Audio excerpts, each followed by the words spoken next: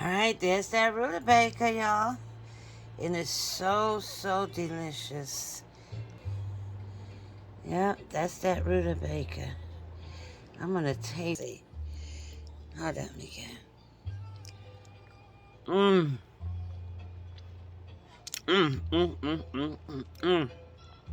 Have some? Mmm, mmm. Now remember, there's no meat in this. None. You saw what I did, right?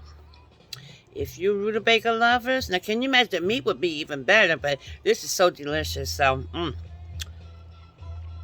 have some more. Look at that. And juicy.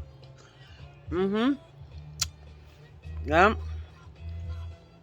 There's so many ways to make this, you know what I mean? So, anyway, that's it. And I'm going to post it up now, okay? Have a good night in the kitchen with Cindy, too. Peace out.